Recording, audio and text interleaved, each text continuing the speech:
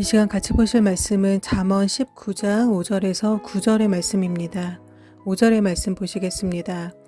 거짓 증인은 벌을 면치 못할 것이요 거짓말을 내는 자도 피치 못하리라. 아멘. 본절은 거짓 증인과 거짓말을 내는 자가 평행 어구를 이루고 있습니다. 즉 거짓 증인을 하는 사람이나 거짓말을 만들어내는 사람이나 같은 사람이다라는 말씀입니다. 그리고 벌을 면치 못할 것이오와 피치 못하리라도 평행 어구를 이루고 있는 문장입니다. 이 말씀은 결국 거짓 증인을 하는 사람이나 거짓말을 만들어내는 사람이나 이 두 사람이 가게 되는 길이 같게 된다라는 말씀입니다. 어떤 범죄를 주도한 사람과 또 그 일에 함께 참여한 사람이 법적으로는 처벌 수위가 다를 수 있습니다. 그러나 같은 일을 도모하고 같은 죄의 행위를 하였기 때문에 이들의 삶의 행보는 결국 같을 수밖에 없는 것입니다. 거짓말이라는 것은 그것을 하는 것 자체가 참 수치스러운 일이고 또한 거짓말을 하는 사람은 신뢰하기가 어렵습니다. 그럼에도 우리가 사는 세상은 거짓 술수와 모함이 난무하고 있습니다. 이유는 한 가지입니다. 높아지기 위해, 더 잘 살기 위해, 또 더 유명해지기 위해, 또 원하는 것을 갖기 위해 거짓된 말과 행동을 아무렇지 않게 하는 사람들이 많아지고 있습니다. 그러나 거짓된 일로 사람의 눈은 속일 수 있지만 하나님과 그 자신은 결코 속일 수가 없습니다. 누구 때문이라거나 어쩔 수 없었다라는 것은 핑계가 되지 못합니다. 거짓된 일을 주도한 자도 그 일에 같이 가담한 자도 똑같은 벌을 받게 될 것이다 라고 성경은 말씀하고 있습니다. 거짓된 일에는 쳐다보지도 말고 가담하지도 말고 하나님의 말씀 안에서 늘 진실된 일 가운데에 거하시는 모두가 되시기를 바랍니다. 6절의 말씀 보시겠습니다. 너그러운 사람에게는 은혜를 구하는 자가 많고 선물을 주기를 좋아하는 자에게는 사람마다 친구가 되느니라. 아멘. 이 6절의 말씀에서 너그러운 사람이다 라는 것은 히브리어로 관대한 또는 고관, 귀힌이라는 뜻을 가지고 있습니다. 이 말씀은 아량을 가지고 있고 또 권세를 가진 사람에게는 많은 사람들이 찾아오고 이들과 친구가 된다라고 말씀을 하는 것입니다. 당신의 집은 참 아름답군요. 멋있군요. 당신은 참 너그럽고 너무 멋있는 사람이군요. 모든 것을 다 가졌군요. 이렇게 칭송의 말을 하면서 그들과 친구가 되려고 노력합니다. 이렇게 부자에게 다가오는 사람들의 말과 행동은 신뢰할 수 있는 것일까요? 그리고 정말로 좋은 친구가 될 수 있는 것일까요? 명예와 권력과 부를 가진 사람들은 좋아합니다. 그래서 어떻게 해서든지 그들과 어울리고 싶어 하고 그들과 친구가 되고 싶어 합니다. 그러나 그 속마음에는 속된 말로 그런 사람들 옆에 있으면 콩고물이라도 떨어지지 않을까라는 생각을 가지기도 합니다.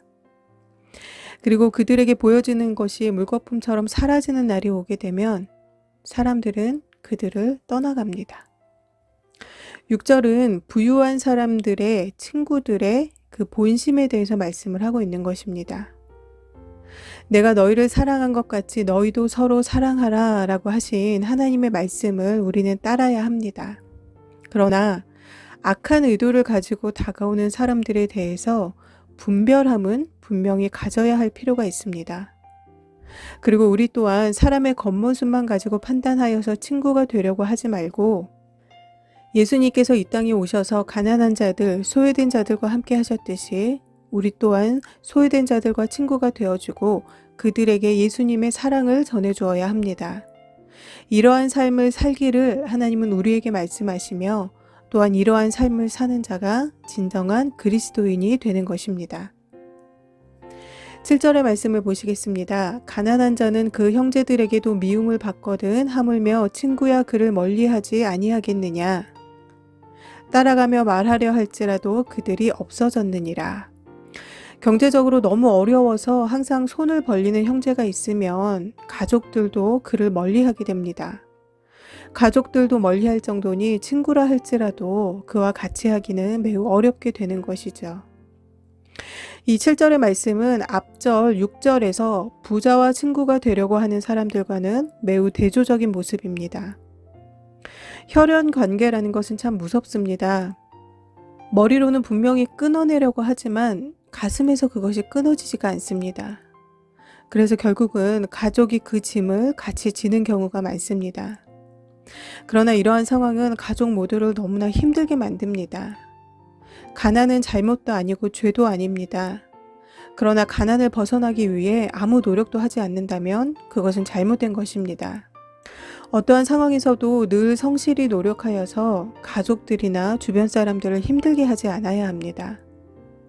그리고 형제가 어려움에 처해 있다면 너무 이기적인 모습으로 모른 척하기보다는 하나님께 기도하여서 지혜롭게 도울 수 있도록 하는 것이 우리가 서로 사랑하며 사는 길입니다.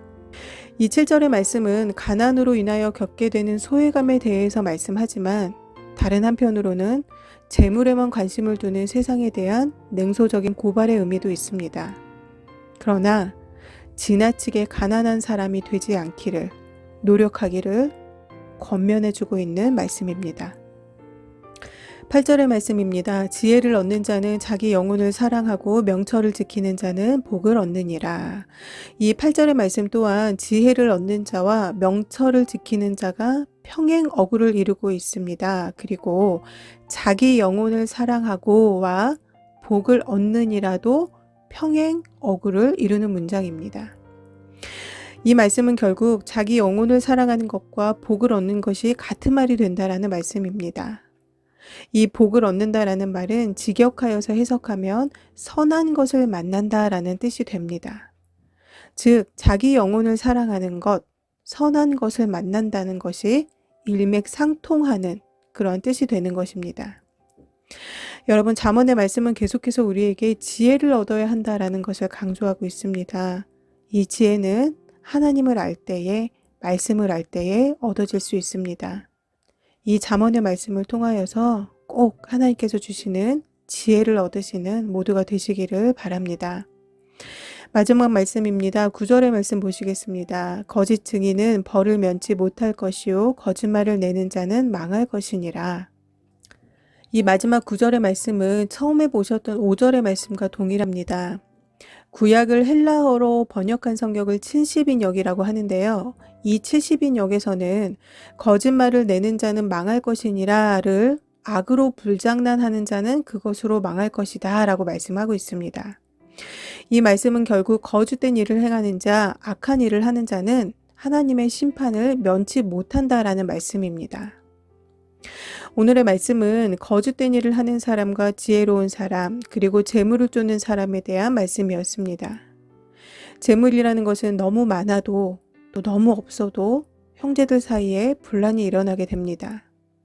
재물이 있는 곳에는 사람이 몰리고 가난하고 소외된 곳에는 사람이 몰리지 않습니다. 우리는 예수님을 믿는다고 하면서도 정작 예수님처럼 살지는 않습니다. 사랑하는 성도 여러분, 예수님께서는 예수님과 같이 우리 또한 가난하고 소외되고 힘없는 자의 친구가 되어주기를 원하십니다. 부자가 소유한 친구가 진정한 친구일까요? 아닙니다. 예수님을 소유한 사람이 참 지혜를 소유한 사람이며 예수님을 소유한 사람이 참 친구를 소유한 사람입니다. 오늘 주신 말씀을 다 함께 같이 읽으신 후에 기도하도록 하겠습니다. 거짓 증인은 벌을 면치 못할 것이요 거짓말을 내는 자도 피치 못하리라. 너그러운 사람에게는 은혜를 구하는 자가 많고 선물을 주기를 좋아하는 자에게는 사람마다 친구가 되느니라. 가난한 자는 그 형제들에게도 미움을 받거든 하물며 친구야 그를 멀리 아니하겠느냐. 따라가며 말하려 할지라도 그들이 없어졌으리라. 지혜를 얻는 자는 자기 영혼을 사랑하고 명철을 지키는 자는 복을 얻느니라. 거짓 증인은 벌을 면치 못할 것이요 거짓말을 내는 자는 망할 것이니라. 아멘. 다 함께 기도하시겠습니다.